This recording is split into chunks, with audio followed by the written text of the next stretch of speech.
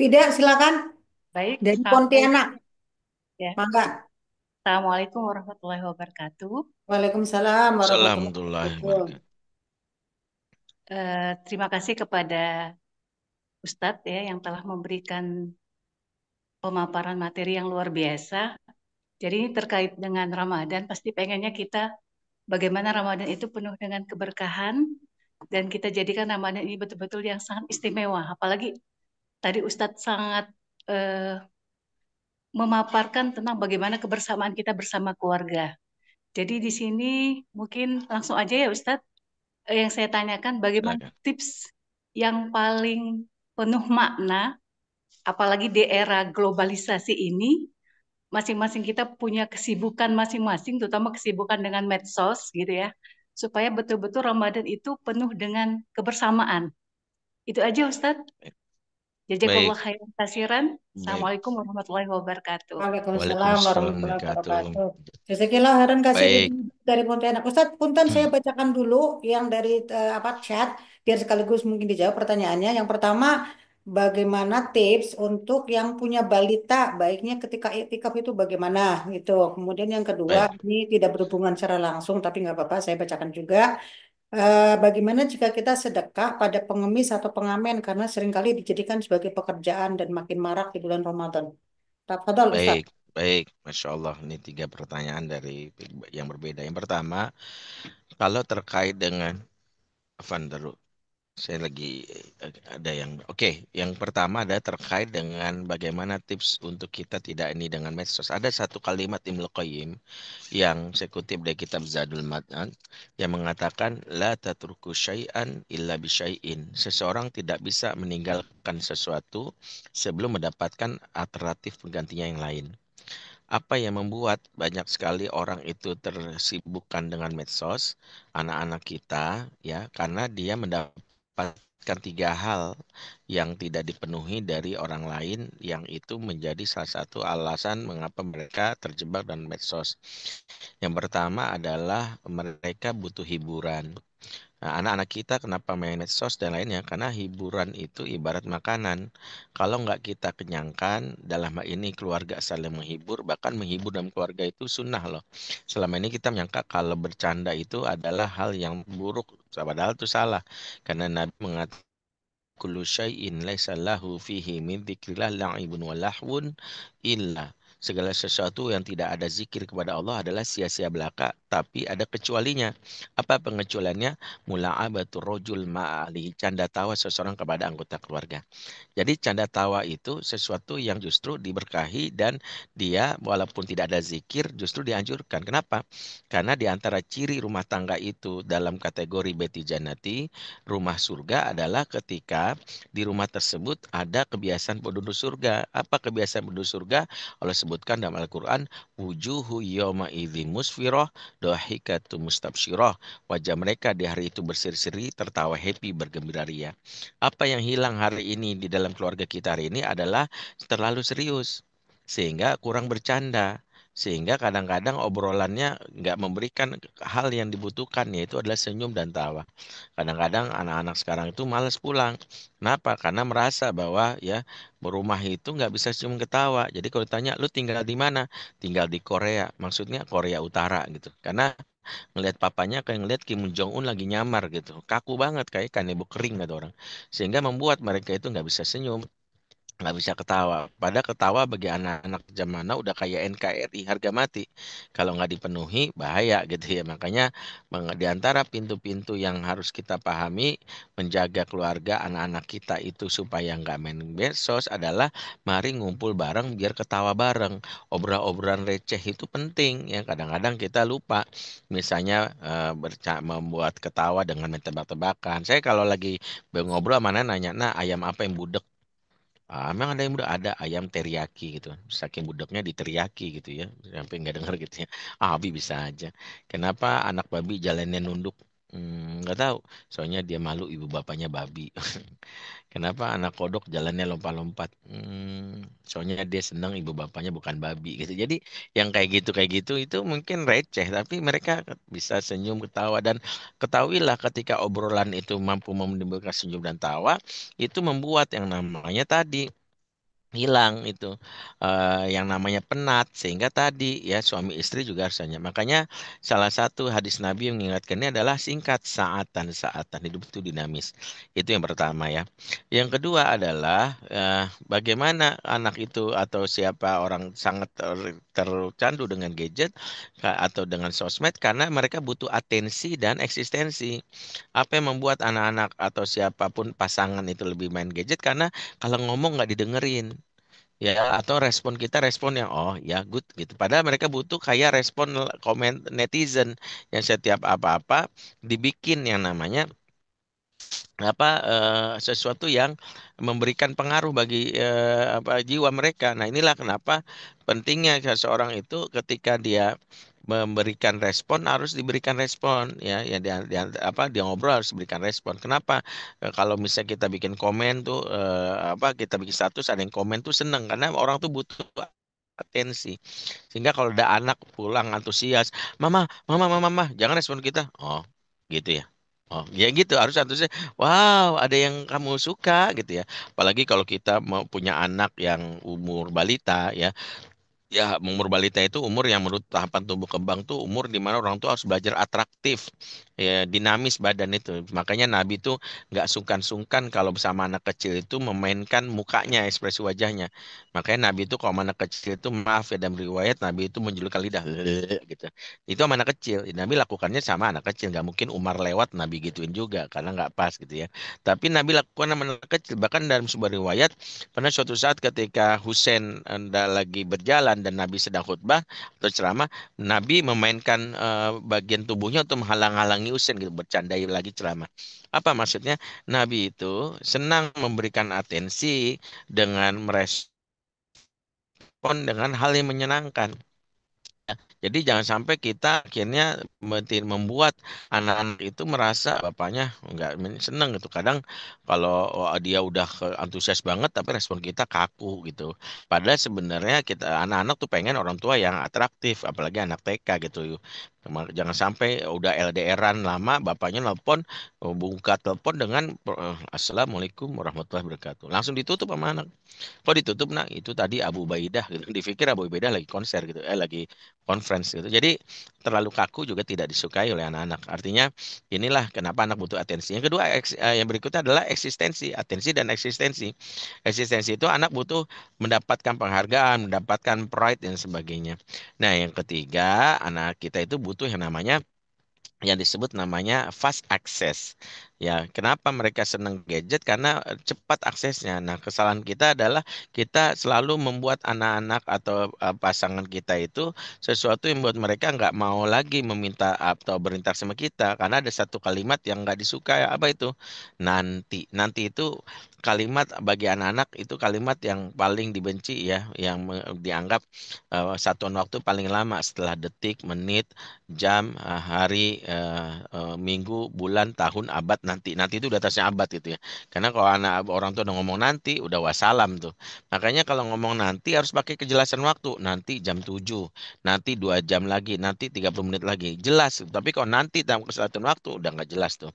Nah, itulah kenapa jangan lambat merespon. Ya, respon cepat itu hari ini diberikan oleh sosmed. Ya, makanya kalau sosmed memberikan respon cepat, cepat viral, mereka tuh senang. Orang tua jangan sampai lambat merespon. Itulah kenapa ini menjadi jawaban kenapa kalau kita ingin menghilangkan kebiasaan gadget itu adalah timbulkan tiga kesenangan itu yang menjadi kebutuhan dasar keluarga Muslim hari ini. Nah, sehingga kalau udah masuk senang, mereka lebih mudah mendapatkan nasihat karena rumusnya begini. Ini kalau kita dari sisi ilmu otak ya. Otak itu kan terbagi menjadi dua, ya otak mamalia. Ada bagian limbix, ada korteks. Korteks adalah pusat berpikir, limbix adalah pusat emosi. Limbix itu akan membuka dan membuat saluran yang menyampaikan informasi ke korteks yang namanya insula. Maaf nih, jadi agak-agak ribet. Insula itu sejenis paralon lah kalau bahasa sekarang yang menyalurkan informasi dari limbix. Kalau limbix itu tertekan, insulanya tertekan sehingga ilmu sampai ke korteks itu sedikit. Kalau limbix itu terbuka karena happy, maka insulanya terbuka sehingga insula itu mengalirkan ilmu informasi sampai ke korteks. Maka kalau kita ingin menyampaikan pesan ke anak, maka buatlah kesan. Ini rumusnya. Bangun kesan sebelum sampaikan pesan. Jangan langsung ceramah, nggak suka. Tapi bangun kesan. Kalau udah terkesan baru kita bilang. Kan, jadi gini, jadi menurut adek kalau apa memukul orang di apa gimana, atau kalau misalnya ngomongin orang selagi Ramadan gimana, setelah kita bercanda-canda baru mereka pasti mau gitu ya. Kenapa? Karena mereka mudah menerima pesan kalau sudah terkesan. Inilah makanya kenapa di antara yang harus kita rutinkan membangun kesan dulu ya, membuat mereka happy, senyum tawa, sehingga setelah itu mudah mendapatkan nasihat ya. Ingat rumusnya, ikat hati sebelum menasehati, connection before correction, bangun kesan sebelum sampaikan pesan. Oke, itulah. Nah, yang kedua itu terkait dengan, saya ntar dulu masih ingat-ingat tuh tentang tadi. Nah, Ustaz Sirkusna, inilah kelemahan saya kalau diberondong 3 pertanyaan. Boleh diulang-ulang lagi nggak? Yang kedua tadi apa ya? Ini Ini Ustaz, JCJC. apa namanya kaitannya dengan apa tadi malang saya juga ini. Baik Ustaz, jadi ada lagi pertanyaan terkait dengan bagaimana punya anak remaja yang ternyata melakukan sesuatu yang haram, tapi udah dinasehati nggak bisa juga. Yang kedua, membangun hubungan dengan Ya, pasangan. satu-satu aja Ustazah. Boleh Oke, nggak? Saya tuh dicicil. ya Kalau mangga, mangga, mangga. saya satu-satu aja karena kayak saya sayang ibu Ya ya. mangga Kalau Ustaz, dua-dua berarti mangga. sayang ayah. Ya, oke. Pertama, kalau remaja sudah susah, ingat gitu. Remaja itu kalimat yang paling tepat adalah dia adalah bahan muhasabah pengasuhan kita. Sebab sejatinya munculnya mereka di masa dewasa dan perilaku menyebalkan, para ulama mengatakan jangan-jangan ada utang pengasuhan yang tidak kita tunaikan. Karena tazra'u taksudu, apa yang kamu tanam itu yang kamu tuai. Sehingga ketika anak-anak itu muncul di saat remaja dan kita ada hal yang tidak sesuai harapan, periksa. Jangan-jangan kita memang melakukan yang disebut utang pengasuhan. Ya, karena kata para ulama, al-hadona kadain. Pengasuhan itu ibarat utang piutang. Apa yang kita tidak berikan hak anak di masa kecil, anak akan menagih di usia dewasa dengan perilaku yang menyebalkan. Jadi kalau anak udah gede nyebelin banget, bisa jadi dia sedang menjadi debt collector atas hak yang tak berikan di masa kecil. Dari mana saya simpulkan ini? Ada 2 dalil. Pertama adalah Nabi bersabda, Innalil waladika alaika haqqan. Sesungguhnya anakmu punya hak atas dirimu. Jadi ini yang disebut para ulama, karena anak punya hak atas diri kita, sehingga ketika kita tak menunaikannya di saat dia masih kecil, berarti itu disebut nama utang. Dan itulah yang membuat anak-anak tidak sesuai dengan harapan kita. Ini yang pertama. Yang kedua adalah riwayat yang sanad dari Abu Daud, diceritakan dan kitab terbaik oleh Islam, riwayat ketika Umar bin Khattab didatangi seorang bapak yang mengadukan anak yang bandel. Ja'a rajulun la amirul mu'minin Umar bin Khattab radhiyallahu anhu yashku ilahi uquqa ibnahu. Ia datang mengadukan tentang kenakalan anaknya. Wana bahu ala uquqa li abihi. Umar memarahi anak tersebut yang bandel sama anaknya, sama bapaknya. Wa qala al ibnu, anak ini berkata, ya Amirul Mukminin, alaysa lil waladi hukukun ala abihi. Wahai Amirul Mukminin, adakah hak seorang anak kepada bapaknya? Qal bala, ada, kata Umar. Fama ya Amirul Mukminin, ada apa saja hak anak sama bapaknya? Disebutkan minimal 3, adiantan kia umahu, wan yuksina ismahu, wan mahul kitab, yakni Al-Quran. Kamu berhak mendapatkan nama yang baik, kamu berhak mendapatkan ibu yang baik, berhak mendapatkan nama yang baik. Yang ketiga, kamu berhak mendapatkan pengajaran Alkitab, yakni Al-Quran. Kemudian ditanya, ya Amirul Mukminin, innahu lam yaf'al syai'an min dzalik. Sesungguhnya tidak satu pun yang kau sebutkan ditunaikan oleh ayahku. Amma umi fa inna zanjatun kalat majusi. Ibu saya seorang negro dan agamanya majusi. Jadi saya menjadi tidak beriman karena ibu saya beragama majusi. Bapak saya nikahin tidak karena agamanya. Waqad samanya ju'lan, dan saya dikasih nama ju'lan. Aikun fasa, artinya kecoa atau kumbang. Walam yu'alimni minal kitabi harfan wahidan, dan saya tidak ajarkan satu huruf pun dari Al-Quran, kata anak tersebut. Maka faltafata Amirul Mukminin rajul, Umar menoleh marah kepada si anak, kemudian mengatakan, Aji tatasku uku ibnak, engkau datang untuk mengadukan kebandelan anakmu, ha? Lakot akok tahu qoblannya ikok, kamu sudah durhaka sama anakmu sebelum anakmu mendurhakaimu, wasa ta ilaih qabla an yusia ilaik, dan kamu sudah merugikan anakmu sebelum anakmu merugikan dirimu. Jadi inilah kesimpulan dari para apa dari pernyataan Umar ya, Umar sendiri mengingatkan sebelum ada orang tua durhaka ada yang disebut sebelum ada anak durhaka disebut orang tua durhaka. Nah, orang tua durhaka itu apa? Bukan orang tua yang bisa dikutuk jadi batu, jadi kodok, bukan. Orang tua durhaka ada orang tua yang menuntut anaknya soleh soleha tapi dia lupa memberikan hak anak di masa kecil. Nah, apa yang disampaikan Umar itu adalah hak dari sisi syariat. Tapi kalau dari ilmu pengasuhan, hak anak yang dia harus dipenuhi orang tuanya itu ada 5.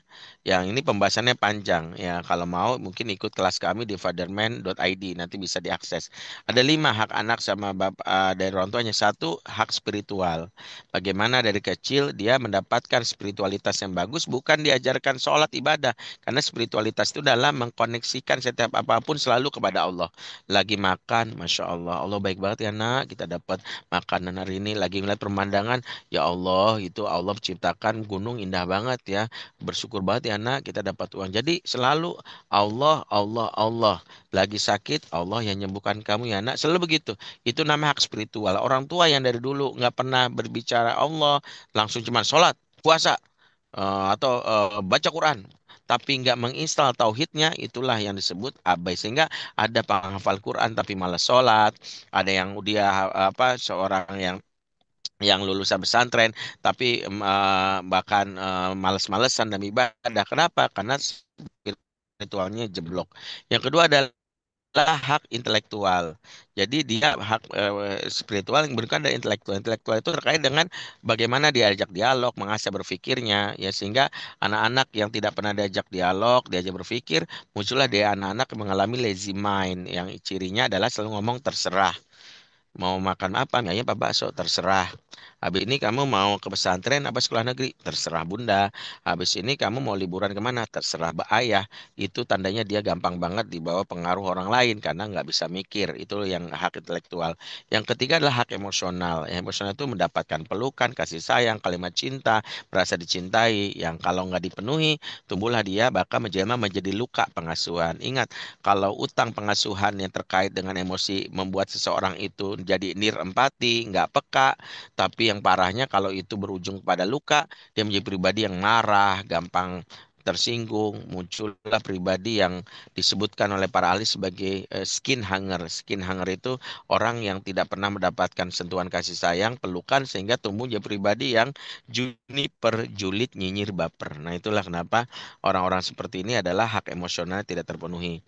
Yang keempat adalah fisikal.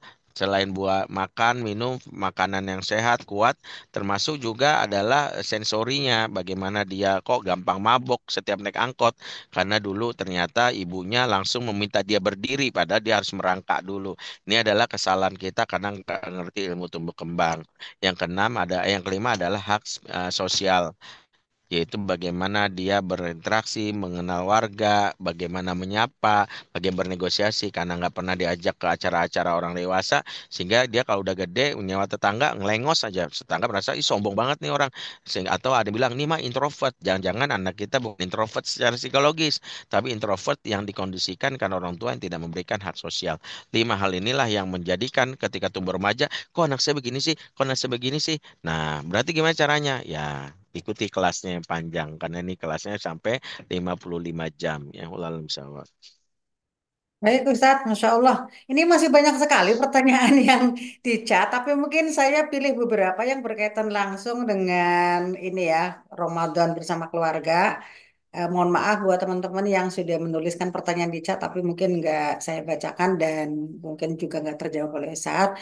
Tadi yang belum kejawab Ustadz, bagaimana iktikaf buat ibu-ibu yang punya balita? Itu yang Oke, pertama. Yang kedua, yang baru ditinggal oleh suaminya, Ramadan lalu masih bersama suami, tahun ini udah Ramadannya nggak bersama suami, gimana biar tetap oke. berkah? Gitu Ustadz, dua Baik, baik, Masya Allah, jaza kilahir ya Ustaz Zasri. Yang pertama adalah Oke, dengan membawa balita ke masjid, Kita, para ya. ulama mengumpulkannya ada dua hukum. Hukum pertama adalah makruh, yang kedua adalah boleh. Ya, makruh ini itu kalau dia di dua hal. Yang pertama yaitu ketika dia tidak bisa dikondisikan karena dia mengganggu orang lain seperti lari-lari. Yang kedua, anak balita yang membawa najis, yang najisnya ini nggak bisa dikontrol. Kalau kita bisa memastikan dua hal ini, yaitu adalah dia bisa dikontrol dan dia tidak membawa najis, maka hukumnya diboleh. Bahkan kalau dengan hal ini membuat dia merasa tenang, nyaman, bahkan bisa menjadi sunnah. Jadi bisa berbeda pendapat dalam hal ini, sehingga apa yang harus kita lakukan yaitu lihat kondisi anak kita sendiri.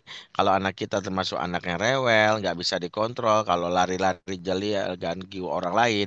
Yang kedua adalah kalau dia dalam hal ini sudah najis atau kadang pipis nggak bisa dikontrol, pampersnya misalnya kadang-kadang gampang penuh dan merusak, mendingan tunda dulu untuk kita membawanya ke masjid. Lagi pula tanggung jawabnya ini harusnya kepada bapaknya, karena kalau bisa bawa masjid sebagai simbol dari kelaki-lakian, karena sebenarnya itikaf itu lebih dianjurkan kepada laki-laki ya. Tapi kalau ternyata perempuan dalam hal ini mau itikaf memang tidak dilarang, tapi lebih waktu fokus kepada laki-laki. Ya Allah alam bisawab.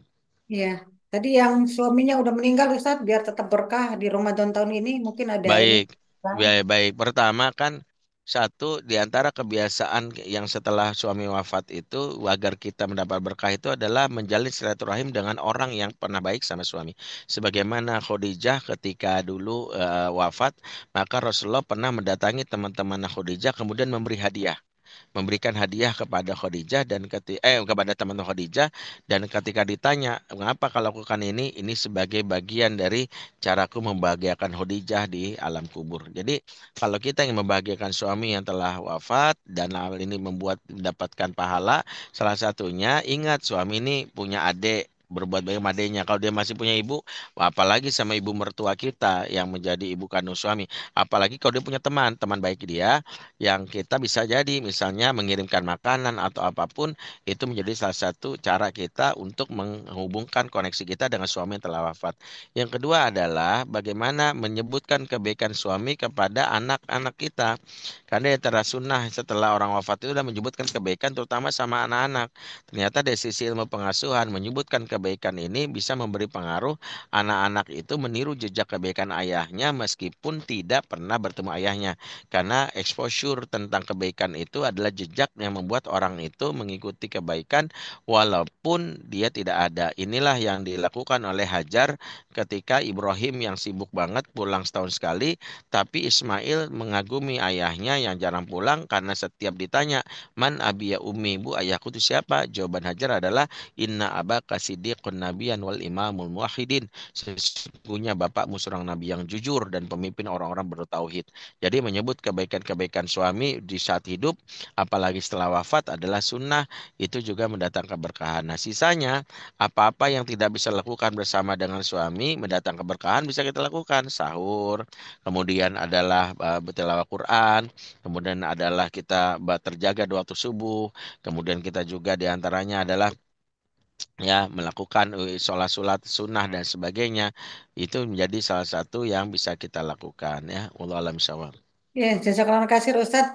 Teman-teman mohon jangan live dulu karena nanti akan ada foto bersama. Tapi mohon izin Ustaz, satu lagi ini berkaitan dengan Ramadan. Bagaimana kalau ibu saat Ramadan itu terpaksa harus di luar kota sehingga tidak bisa membersamai keluarga? Tipsnya apa Ustaz mungkin? Satu dua. Yang pertama adalah jarak yang terpisah, tapi tidak bisa menghilangkan ikatan hati kita dengan keluarga kita.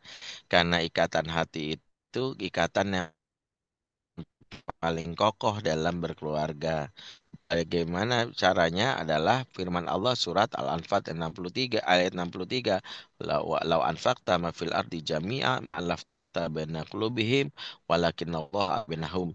Dialah apa seumpama kamu mengumpulkan harta di muka bumi tidak akan bisa, tetapi Allah lah yang menyatukan. Maka kalau kita ingin membangun ikatan hati saat jauh dari kota, maka ingatkan keluarga, koneksi yang paling kuat itu kepada pemilik hati. Ya, jadi di antaranya apa?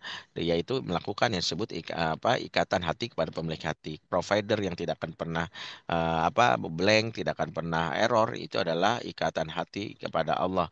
Sehingga komitmen pertama bikin amalan-amalan wajib saat terpisah dari keluarga, mulai dari bangun pagi, mulai dari zikir maksurat, mulai dari sholat duha, itu menjadi amalan yang kita diskusikan. Yang kedua adalah rajin berkomunikasi kepada anak, kepada pasangan, dan model komunikasi itu variatif. Satu, jangan komunikasi dengan komunikasi yang bosan, selalu dengan pertanyaan. Mulailah dengan, kalau pertanyaan sudah, mulai dengan pernyataan. Pernyataan itu gini, selama ini kan nanya gimana kabarnya, gimana makannya hari ini, ganti dengan pernyataan. Semoga hari ini, misalnya kita nanya anak kita, semoga hari ini abang kuat ibadah puasanya ya, udah berdoa. Besoknya mungkin nanya teknik lagi cerita, please sure. Tahu nggak bang lagi cerita. Tadi itu Umi begini-gini ketemu orang gini-gini, sahurnya kemarin enak banget. Berbagi cerita juga di antara teknik untuk membuat kita dalam hal ini menceritakan apa membuat anak merasa nyaman. Yang ketiga adalah selalu berupaya untuk ya fast access. Ingat, di antara kebutuhan anak di dalam era kekinian adalah